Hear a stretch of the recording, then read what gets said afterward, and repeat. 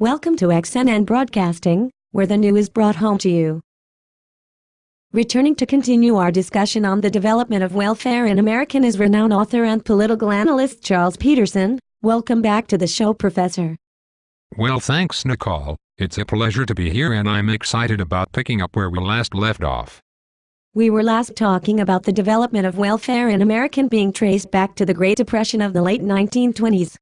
You called this event the worst economic depression in American history. Even during that rough time in history, people were very reluctant to accept the government's charity. They were more willing to accept it from people in their own communities. Though government assistance has helped a lot of people, over time it has evolved into a mass cultural movement of dependency, rather than work and prosper through their own efforts. So I guess the big question on everyone's minds is, has the government grown too big? Are people too reliant on them for everyday needs and a livelihood? Well, that's difficult to say. Today, welfare has found a new arena and a new combatant: the corporate bailout. Take the auto industry, for example. Back in 2008.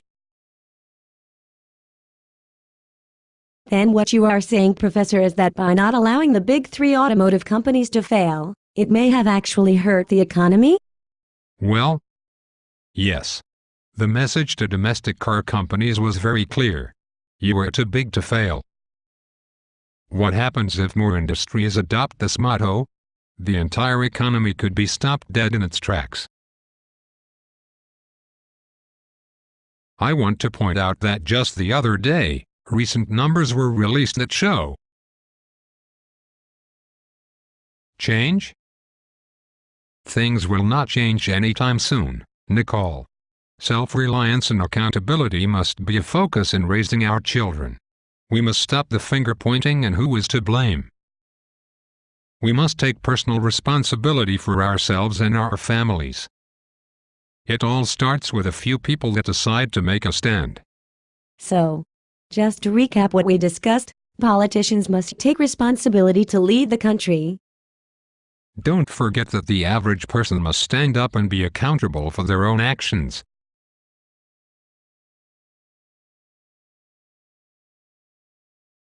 Else, civilization as we know it could come to an end. Well, that may be a little overly dramatic.